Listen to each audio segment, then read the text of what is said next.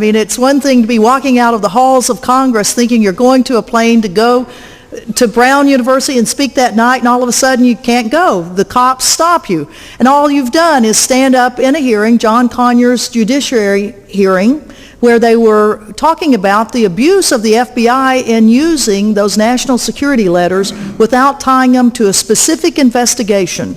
But they were just sending out letters saying to banks, your bank, to your telephone company, I'd like to have the files on Randall. I'd like to have the bank account of Faith. I'd like to know a little about, and these banks and these telephone companies just, whenever they receive these letters, they just hand over our information.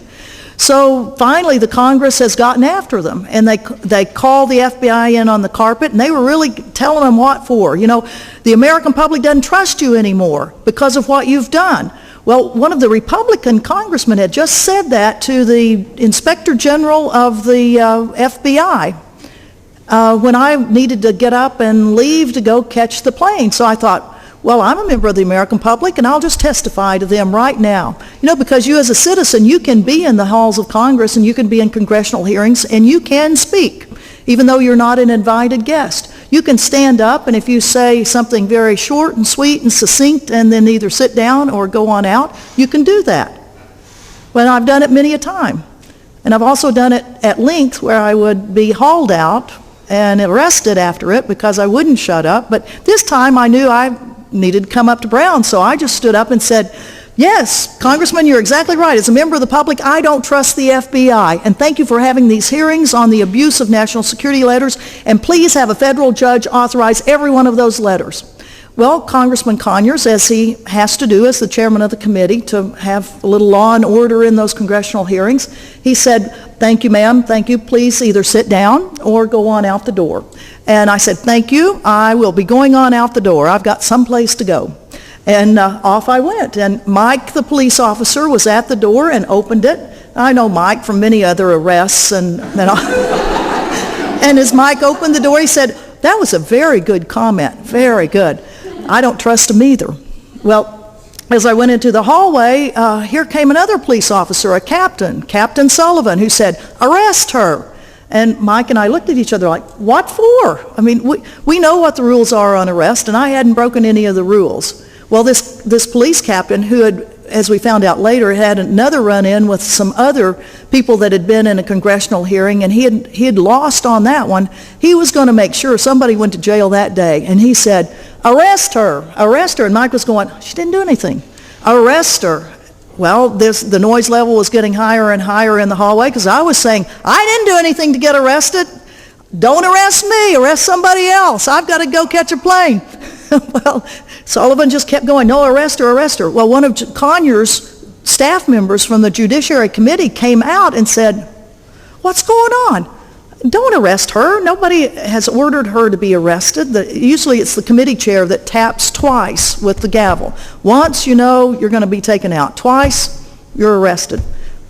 Nobody had heard any gavel taps. The chief of staff of the Judiciary Committee, no, don't arrest her. Well, this Captain Sullivan, arrest her, put her in cuffs right now and get her out to the squad car. Well, before I knew it, out I went. So 2 hours later, guess who was over at the hearing, or not the hearing, but the police station? A representative of John Conyers, who paid my fine. Yes. So anyway, that's the story of why I missed being here. But tomorrow, I'm here tonight, but let me tell you about something happening in your community tomorrow before we start talking about what's going on in Iran. How many of you all paid your taxes? How many of you paid your taxes? Okay, well, good law-abiding citizens funding the war. Yeah, oh, oops. I paid mine too, but did you put a little note in it saying, don't use my tax money for war? Good, thank you. Well, tomorrow you'll have an opportunity, if you want to, go out at the main post office, and tomorrow there is a tax day protest. And Danny Ritchie, right here, stand up, will you? She and some other colleagues are going to be down at the main post office, so if any of you all care to go down there with your signs, say, don't use my money for war, you know, something like that, to let people know in your community that those monies that they are paying tomorrow What percent is it that are now going to the war? I think it's something like 40% of our money right now is going to war-related activities. So if you don't want that to happen, it's time to do something in your communities about stopping this war and stopping the funding of it. And although I can certainly do 3 hours worth of my views on us stopping the war in Iraq, which needs to stop now. It doesn't need to stop in 18 months, which is the current House proposal. 18 months. How many deaths does that mean?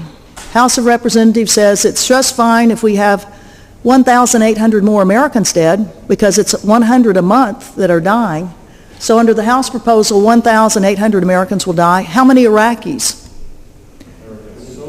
3,000 Iraqis die per month, 18 months. 54,000 Iraqis will be dead under that proposal. The Senate proposal, 12 months more of war. Then we can end it.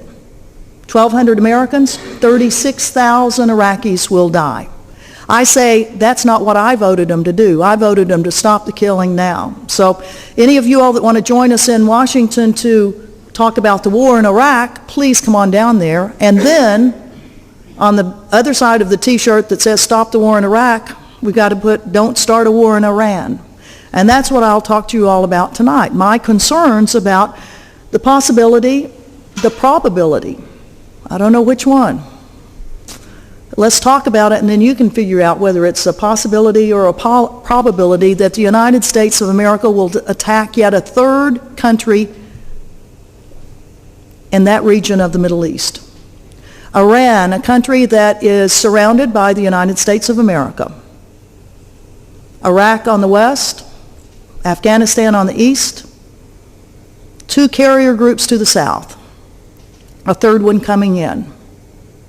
Iran, a country of a history, recorded history of 2,500 years at least, a country of 68 million people, a country 3 times as large as Iraq, a country that has not been devastated by 12 years of sanctions as Iraq was, a country that has a very large military, a country that has nuclear ambitions.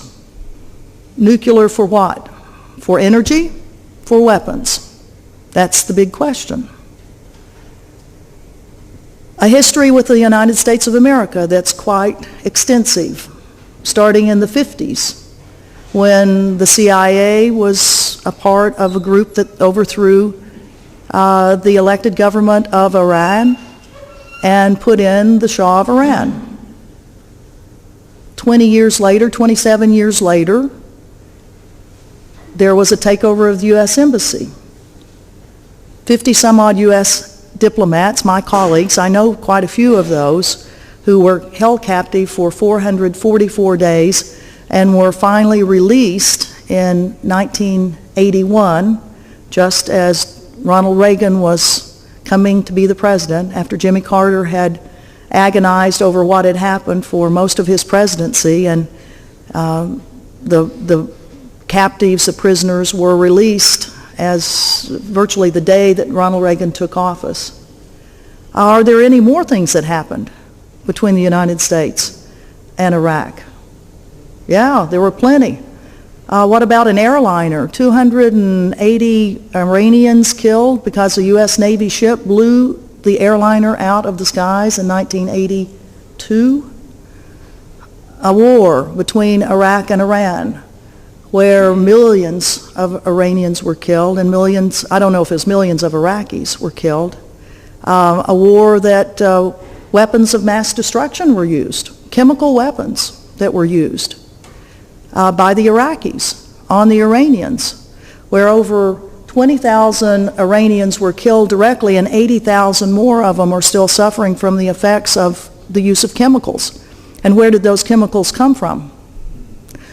We were one of the contributing countries to Iraq that gave them the capability that they used on Iran, and thousands, tens of thousands of Iranians still remember that every day because they're still suffering the effects of that horrible use of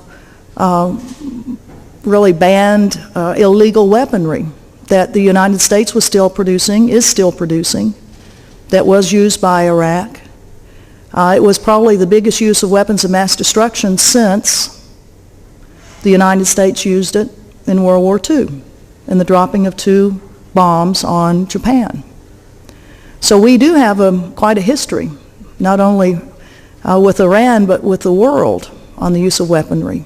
And right now we have some of the most extensive weapon systems ever created in the world, and with the concentration, the largest concentration of them in the world in one place, and that's in the Persian Gulf right now, where you have 2 carrier groups sitting right there, right in this very restricted area, a tiny, tiny sliver of water. We have so many ships in that small sliver of water that probably you could walk across the Persian Gulf on ships. And it's certainly plenty that just 2 weeks ago, 3 weeks ago, 15 British sailors were taken captive by the Iranian naval forces. And you say, well, how in the world could that ever happen? I mean, that's a dangerous part of the world. I mean, all of the tensions that are going on, where we have 2 hot-headed presidents.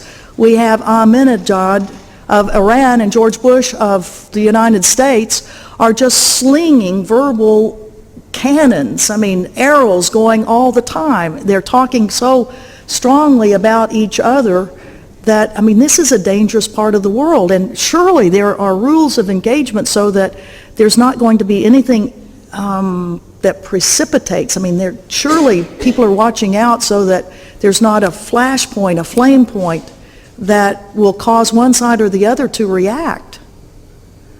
Yet that's what we want to talk about. The possibility, the probabilities. Are there things that are being set up in that area of the world that mean that there will be a war there? That either the United States will cook up something and say the Iranians did this to us, so we've got to retaliate, or the Iranians say, you did something to us, and this is our country, and it is a right of self-defense that we take action against you, which is a legitimate right under their international law. If a country is attacked, they can defend themselves. So here you have a situation 2 weeks ago where these British sailors in these little Zodiac boats were zipping around, checking out various ships that were coming through this very narrow area, and ships that have legitimate purposes. I mean, there are all sorts of things besides just military ships in there. There are oil tankers, tons of them, that are moving oil from Iran.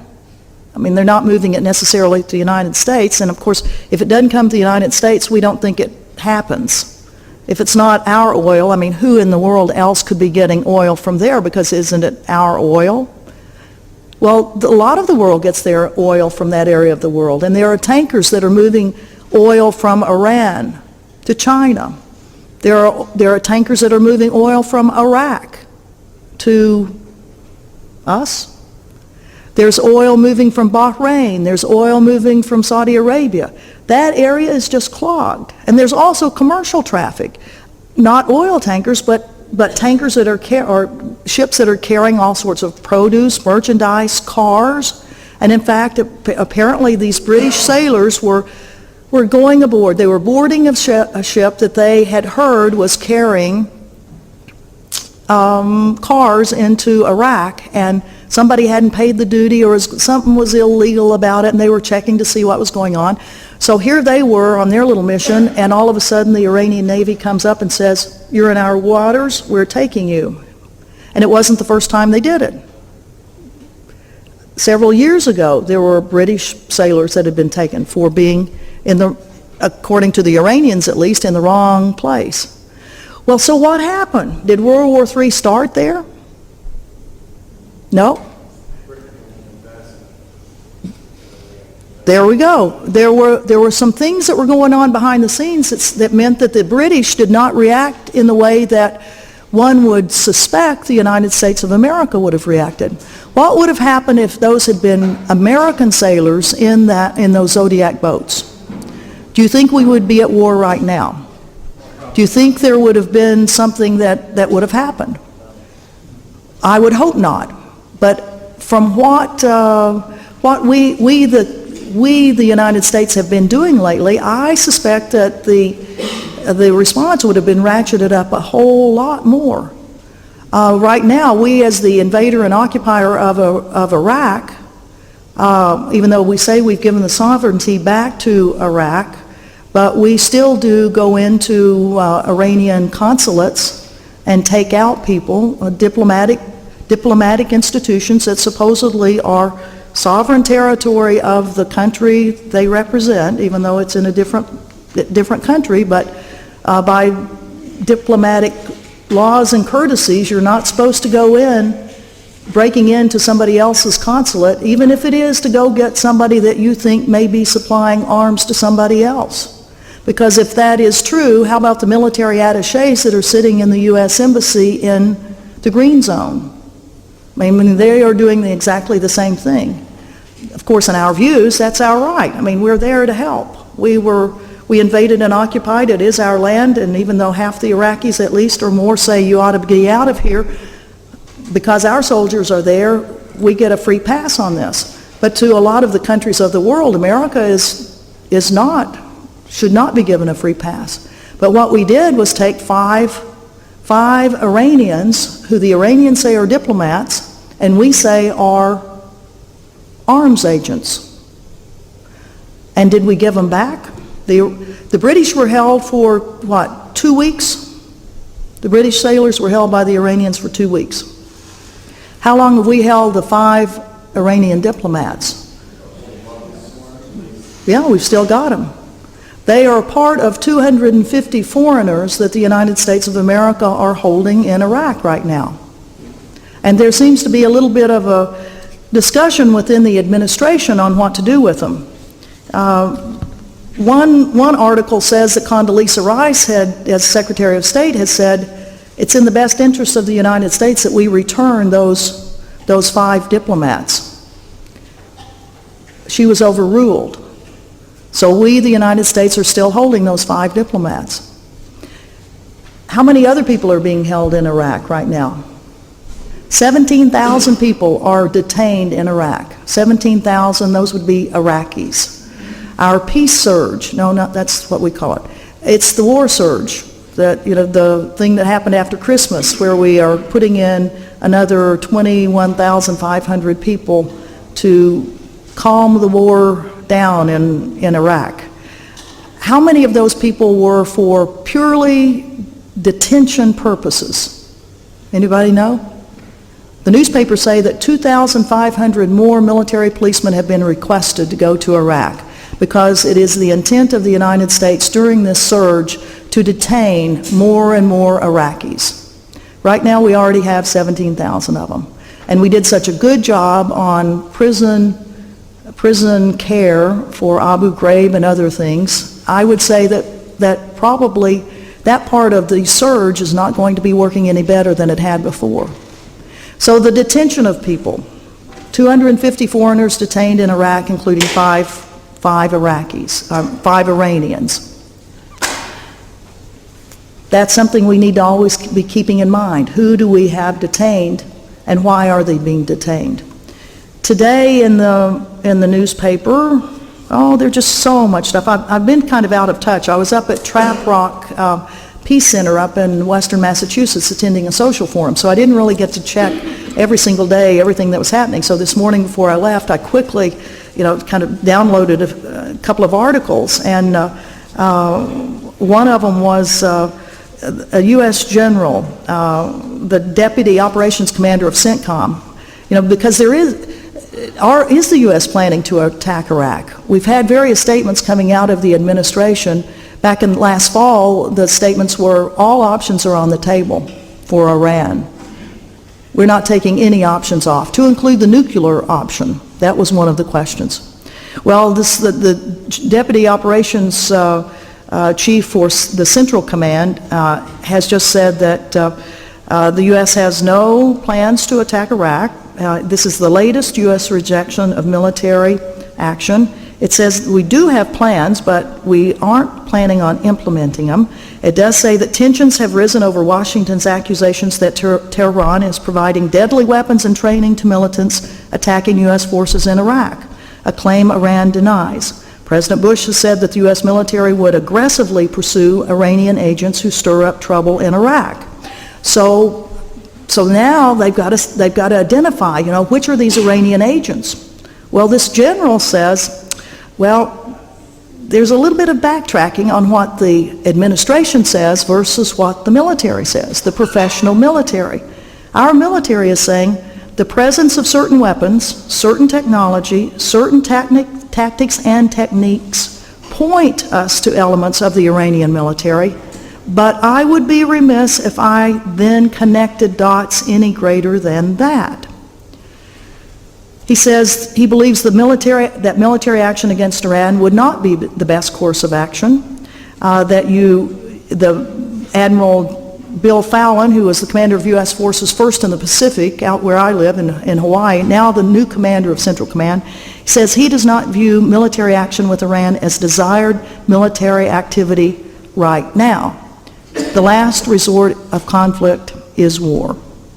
We should use diplomacy before war. Well, I agree with that. I think our military probably wishes there had been a heck of a lot more diplomacy before the decision to go into Iraq was made. And I think public statements like this are very, very important because our military is signaling to us, the people of the country, that they need some help.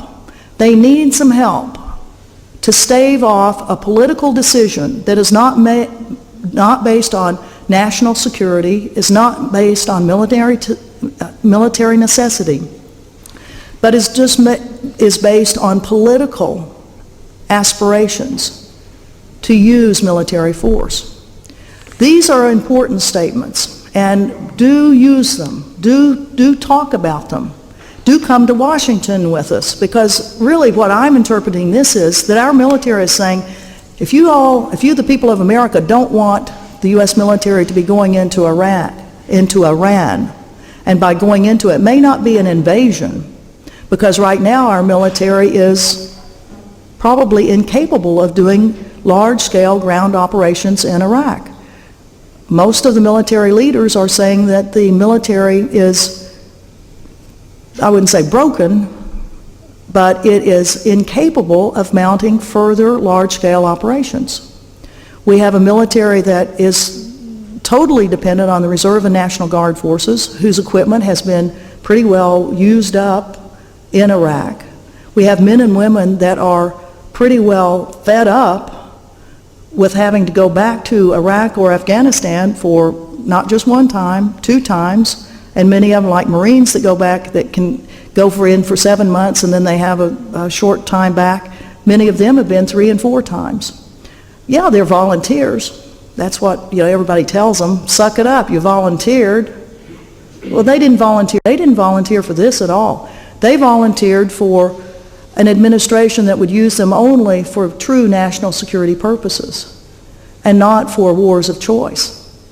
And I think they are telling us right now, by statements that I just read, that we the people need to be helping them. They are our brothers and sisters. How many of you all have friends, neighbors, family members that are in the military right now? Yeah. And all you've talked to them, they're worn out. They are flat worn out. And if this is so important, if Iran is such an important thing that the United States has to take care of something there, and what would it be? Is it the nuclear program, or is it this long 40, 50-year anger because some Iranian militants took 50 of our diplomats, and then 8 of our military were killed in trying to rescue them? What is the source of this? Is it the fact that the Iranians are saying, yes, we will have a nuclear program, and we are saying we are enriching uranium for energy purposes, and that's it. And then we have an administration that doesn't believe them. And then the Iranians do things that make all of us wonder, what are they doing? Why don't they want the weapons inspectors in there? The Iranians aren't helping themselves at all on if indeed they want nuclear energy. The Russians are in there. They're building the first nuclear power plant. It's underway, or the building of it's underway. It's already online. No, I don't think it's online. Oh, yes, it is. It just came online a few weeks ago. No, I don't. I just got that I got friends in Iran. They just sent me that. Okay. Well, we can discuss this later. The reports that I have are that it's still under construction, but we'll discuss it. The other two parts, though, are that they're putting out for bid right now. They're requesting bids from the international community for two more nuclear energy plants. And they intend, just like the United States did at one time, they intend to have nuclear energy as a major part of their energy program. I mean, even though they are a great producer of oil, just like the United States produces oil, but we also have other types of energy. How many nuclear plants do we have in operation right now? None? How many? Yeah, 103. So we have a nuclear energy program, and they're saying that for their long-term energy purposes, they need to have at least 20 nuclear power plants in operation. And so they have one that is either online or under construction, two more that are out for international bids. Right now, who furnishes the nuclear material or the material for these reactors? It's a part of the plan, it's a part of the package that the nuclear materials are going to be sent in from other places like Russia. But the Iranians are saying, we don't want to depend on Russia, and we certainly aren't going to depend on the United States of America for sending us materials to run nuclear power plants, because we know what will happen there. We do have a moniker with the United States called the axis of evil, so we wouldn't want to rely on the United States. So we do have some big challenges with Iran. I think the verdict is out on my count as to what's going to happen there. I think that probably 6 months ago there was a very big possibility that the United States was going to go do some sort of major military action in Iraq. The reports are that there are small actions that are going on right now from Iraq into Iran. But I think because the American public heard last fall all about this, the possibility of going into Iran, that really has put the administration on the defensive. And with the things that have happened in the last 3 weeks, with the Iranians capturing the British, with the British not responding with force, and some of the newspaper reports that came out after the sailors were released, where the British told the United States, we don't want you to do any aggressive actions in this area. The United States had come forward to say, not surprisingly, we'll go get them, we'll take care of them, if you can't take care of them, we'll do it. And the British said, no, we're going to handle this our way. We do not want aggressive actions going on. And they backed off. They backed off because they had certain rules of engagement. Rules of engagement that, can you all still hear okay? Okay. Rules of engagement that said we are not going to respond with military force if something happens, that we will work it out diplomatically. Now, of course, in this country, I mean, the airwaves just really heated up badly about, the wimps, the British wimps. They're not protecting their own sailors. They're not doing all that. In fact, I ended up being not only on Bill O'Reilly's show where we were talking about the reason I got invited on there. I mean, you get phone calls saying, would you come on a show, either Hannity's show or Bill O'Reilly's show? And it's always with great trepidation that you say, oh, what's the subject? And it's usually, well, this one was, no American human rights groups are yelling about the fact that the Iranians are parading the British captives around and showing them on TV, and that's a human rights violation, and why aren't the American human rights people up in arms on that? I said, well, I don't represent one of those organizations, but, for once, I do agree with you, Fox, that indeed that is a violation of international law, that the Iranians should not be presenting those people on TV. It's a violation of the Geneva Convention. And so they said, well, we'll call you back in a little while and see if we want you on. Well, about an hour later, they said, yes, we'd like to have you come on. So that afternoon, I was in a studio in Portland, Oregon, and Bill O'Reilly was in New York City, and he started in on this. Well, it's that the Americans, we always are badgering our own people, and those Iranians, they're getting away with everything on this. And I said, well, Bill, they are violating the Geneva Convention.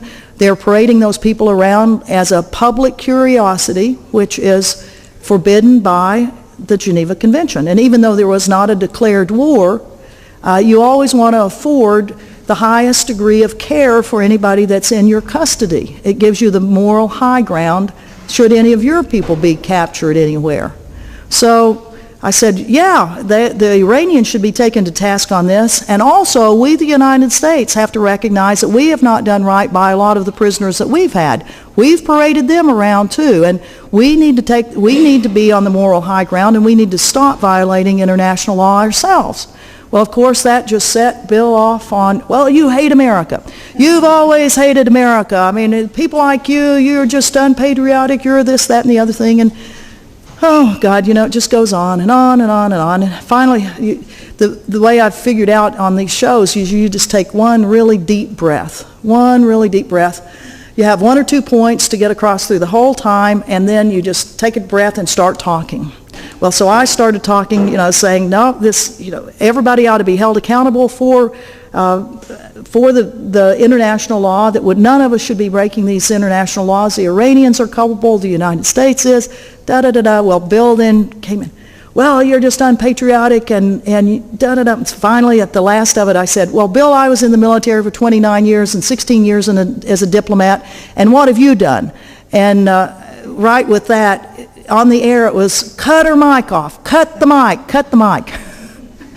So that was kind of interesting to be there. That got a lot of play, where he didn't really want to hear anything about backgrounds of I told him on the air that I'd taught the law of land warfare in the Geneva Conventions at Fort Bragg, North Carolina, where I was back in the middle 80s. And I've taught Special Forces folks and some of the 82nd Airborne.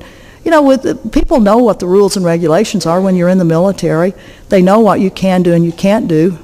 Except now they're in a bit of a quandary, because the U.S. Congress went along with the Bush administration with this new Military Commissions Act that they passed in October of last year, which has really muddied the waters on what torture is. That indeed now we do degrading things to people. We just don't call it torture, but it's degrading. I mean, by law we can do that.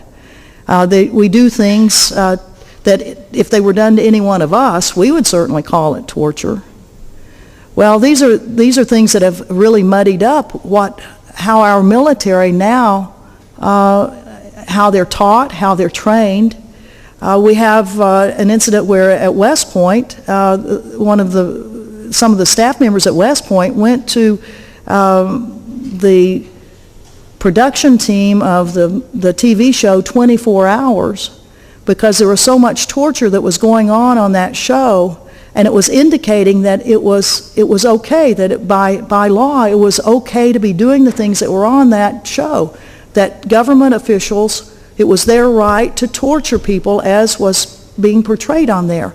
And apparently the cadets at West Point were asking so many questions of their instructors of, is that really true? Can we do that? We saw it on 24 Hours.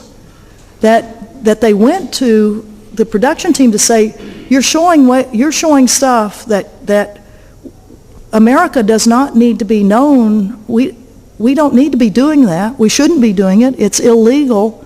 And yet now it's common knowledge on TV that that's what we do. And our cadets are thinking that's what they're supposed to do, even though they're being taught on one level that you're not supposed to, except for this new law in October of 2006 that says, yes, you can do some of this stuff. So we've really gotten a very clouded picture of what America is, what we stand for. We don't stand for the normal Geneva Conventions. We stand for the American version of it. An American version of it that I think, along with a lot of other things, puts us in a very difficult dilemma. Dilemmas in Iraq and dilemmas coming up in Iran. And it's going to be a fascinating time in the next 3 months to see what happens. Fascinating in terms of whether or not we, the people of the United States, can stop an administration from doing something that will get us even further in the world's doghouse. And that would be by doing a military action on Iran. So why don't I stop there? Well, it's a pleasure to be here in Ireland, to be here in Galway, to meet with people who are committed to peace. And what you all have been doing out at Shannon Airport and closing down air shows and doing all sorts of things, my goodness. I mean, it is a real pleasure to be with people who are willing to take your ideals and take them out to places where your ideals are not being met. And particularly when it concerns criminal acts being committed by governments. And I was a part of the problem for many years of my life. I mean, as you detailed, I was in the U.S. military for 29 years. I was then a U.S. diplomat for 16 years. I served under 8 different presidential administrations, starting with the Lyndon Johnson administration back during the Vietnam War. That's when I joined the military. So all the way through the Nixon years, the Carter years, the who's next? Reagan years, and then the Bush years, and then the Clinton years, and then the Bush years.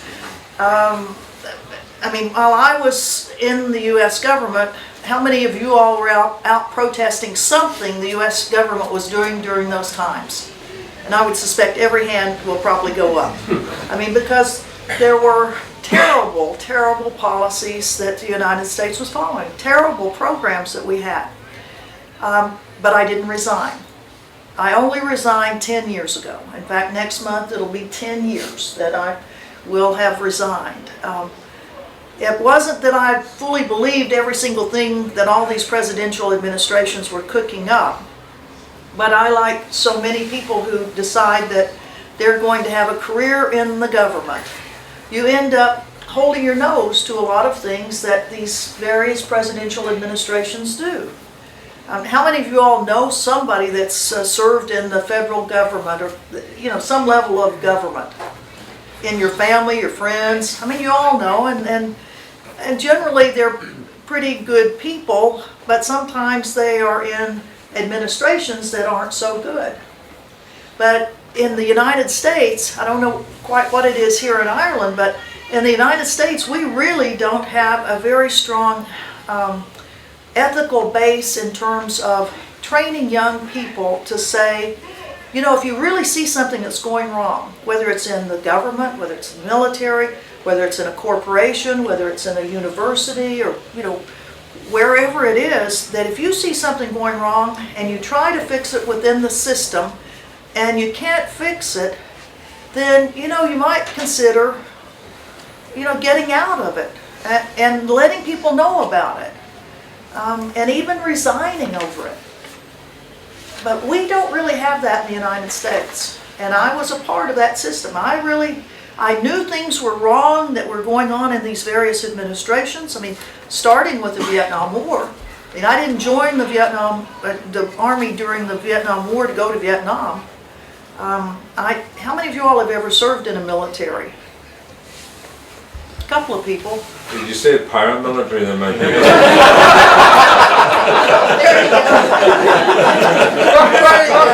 That's a very good point, because sometimes I think the paramilitary forces around the world have sometimes a little bit better dedication on a clearer view of what people that are joining paramilitary units have than people that are just joining a military unit.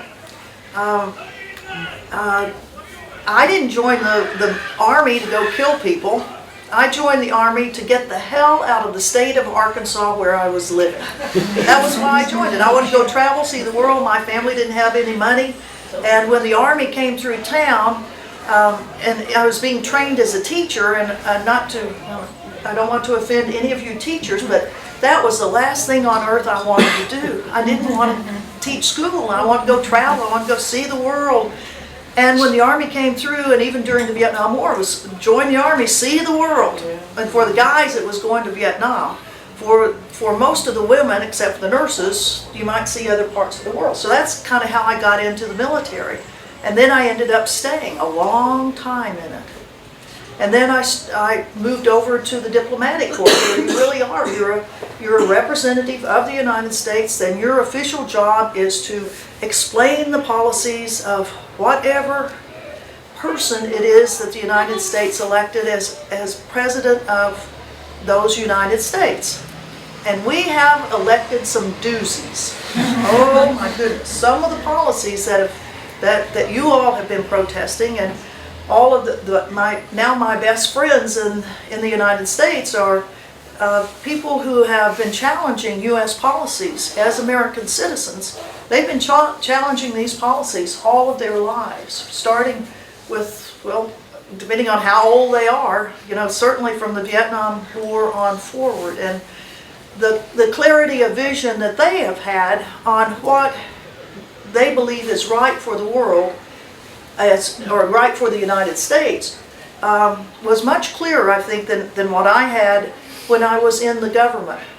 And it was my vision was much cloudier than, I would say, the young man that you mentioned, Bradley Manning.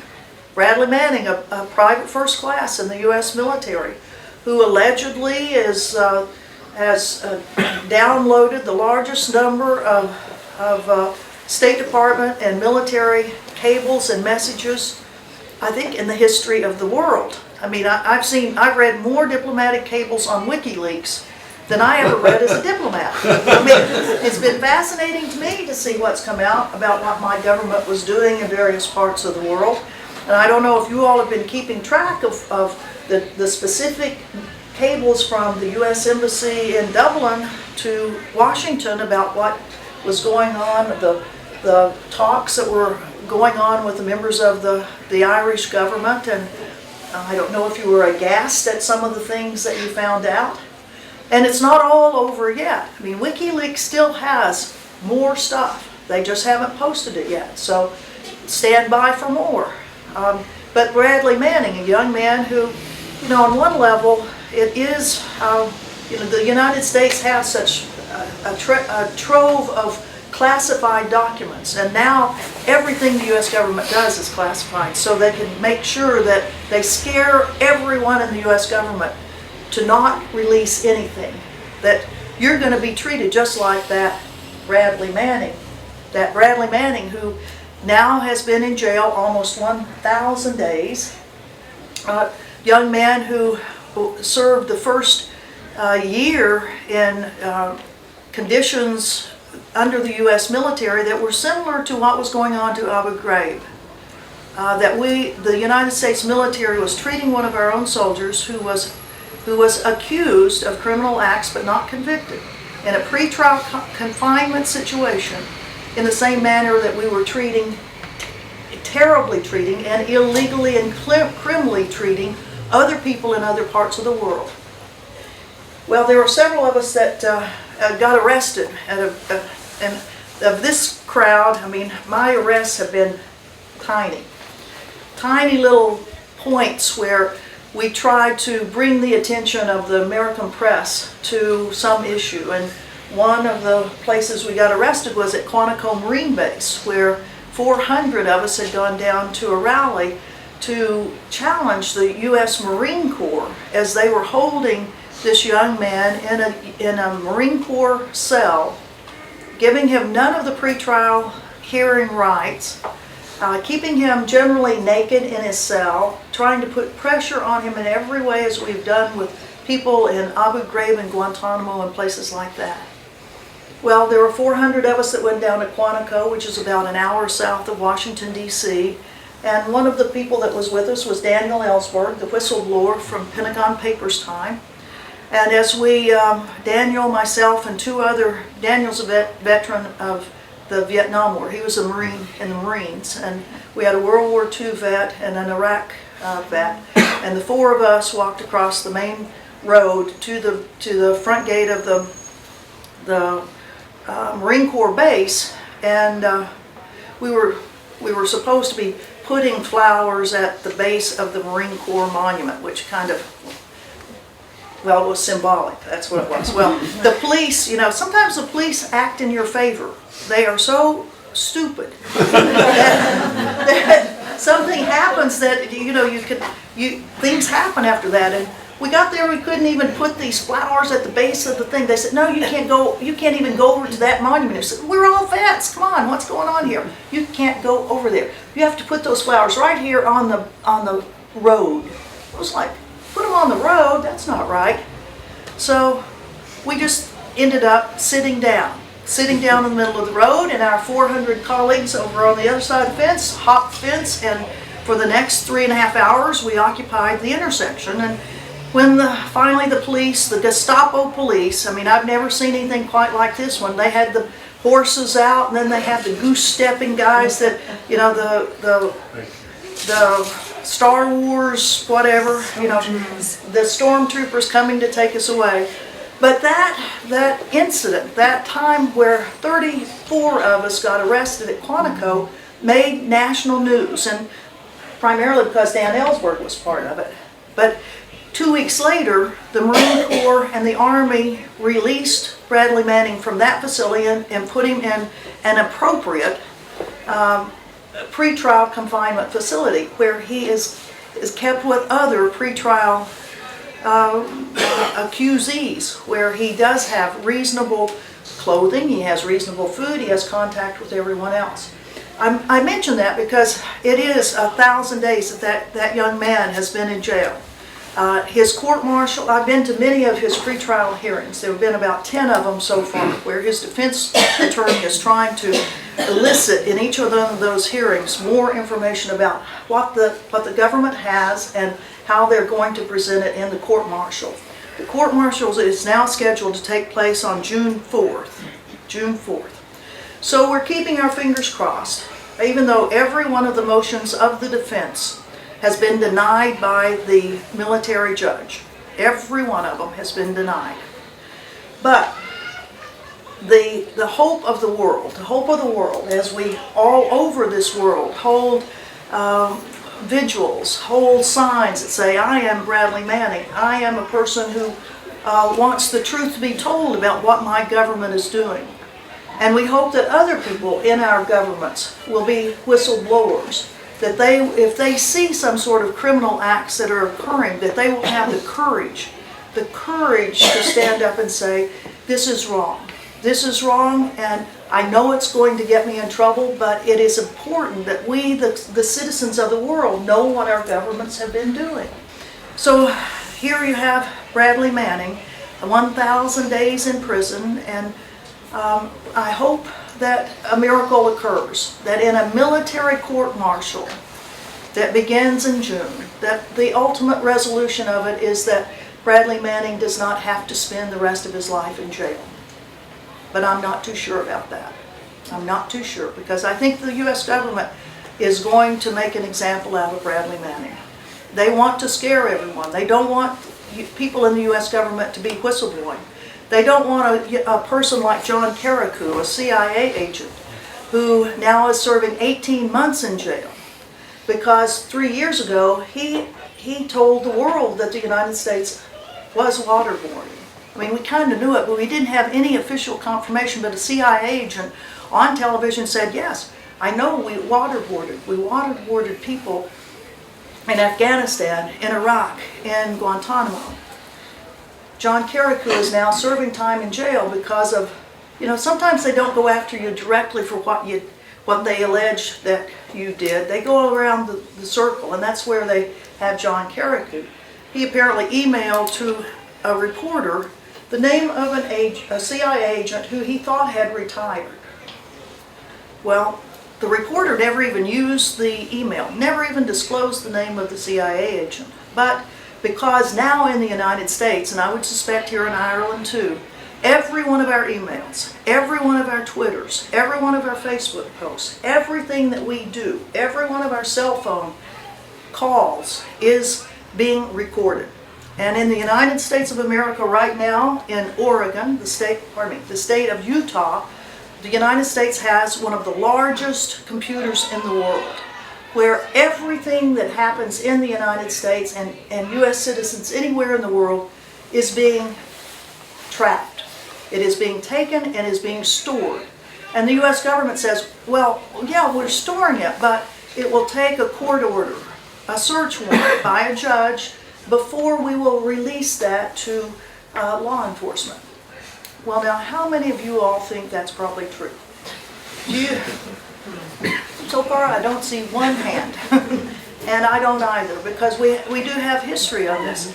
Right after 9/11, in the intensity of trying to find out exactly what had happened, who was attacking the United States, the FBI was given extraordinary powers, and every FBI agent was now able to sign an FBI letter to credit card companies, banks, utility companies, anything they wanted. And those companies had to give that information that one agent had decided he needed or she needed to have about that person of interest.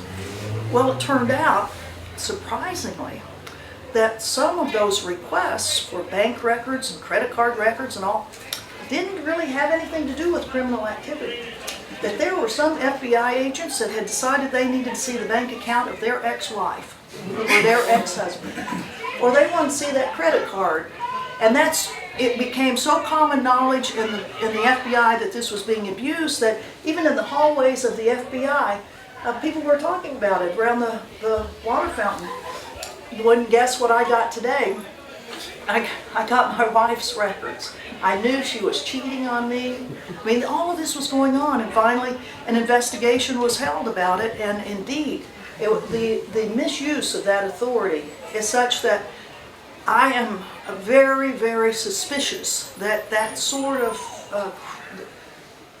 inappropriate use of all of this data that is now, in contrast to what 6 years ago, this could never have happened in the United States. It would have been against the law. And now every single facet of our lives is being stored up for a government at any stage to use it. So as you look at your lives here in Ireland, and as you think about what your government's doing, be suspicious. As a long-time 40-year employee of the United States government, you are. Well, I can only second your suspicion. Be very suspicious of these governments and really question them. Really question them, as many of you probably do when you go to your elected representative's office and you demand this or that, or you go out to Shannon Airport to demand from your country, from your government, to know what's on those planes that are coming from the United States, that are flying in what kind of equipment, that's transiting Shannon Airport, that had been going to Iraq, that is still going to Afghanistan, to Yemen, to Somalia, who knows what. I appreciate so much the literature that you all have been putting out, and starting with the booklets that Pana has put out, written, John and all of your colleagues, of the information that you've been able to glean, and Ed back there, and in fact I saw these two in action today at Shannon Airport as they came out that's the first time I've been to Shannon, so I wanted to see it, and sure enough there was a Hercules C-130 right there on the runway. And so as Ed went out with the camera first, and you know, it's kind of interesting when you know all the policemen and you can see them waiting for you. Oh yeah, there's so-and-so that arrested me the last time, or so-and-so that, as you all were sitting on the runway, what, a couple of months ago. I mean, you know these guys. You know them. You've been with them now how many years? 10 years? 12. 12? Too many years. Well, and you're tracking the American aircraft that come through here. The American aircraft that we know has been used for kidnapping people around the world. Extraordinary rendition. We know that those people have been tortured, that this, what do we call it, the torture? The enhanced interrogation techniques that are used to the point of organ failure. We know that has happened. We know that military equipment that has very dangerous materials on it, of depleted uranium shells, of white phosphorus, of God only knows what, how many rounds of ammunition, how many rockets have come through. And then one of your latest cards here of stock killer drones and warplanes through Shannon Airport. And I really appreciate your putting this out. Because the issue of drones, of killer drones, these unmanned aerial vehicles that are being used by the United States and by the UK in Afghanistan, where in Afghanistan last year the United States had 450 drone strikes. The UK had 45 drone strikes in a declared war. We don't even know how many people were killed there. Those statistics are not being kept of how many people in Afghanistan are being killed. We do know in Pakistan, in an undeclared war, where the CIA, a non-military organization, an intelligence agency, is conducting illegal warfare, assassin drones are killing between 2,400 and 3,200 Pakistanis. Some of them are militants, armed groups. Most of them are women and children and older men and younger men who are part of a profile, the signature, that if you're a young man like you, have a little facial hair here, maybe have a hat on or something like that, well, you're a target. You're a target right back there, guy, right here, target. All you have to be is just you. And you are a target of the United States of America, and you can be incinerated at any moment by one of our drones. And many, many young men of Pakistan have been. Where the President of the United States now gets a kill list every Tuesday. Every Tuesday, our 16 intelligence agencies provide Barack Obama a listing of names and a little description of why that person should die that week. And then our intelligence agencies say to him, make your decision, whichever one you want. However many you want, we'll go after them. And that following week, there are deaths. But we don't necessarily know that those are the people that were on that list were the people that were killed. In fact, there have been many weeks where the same person has been killed week after week after week.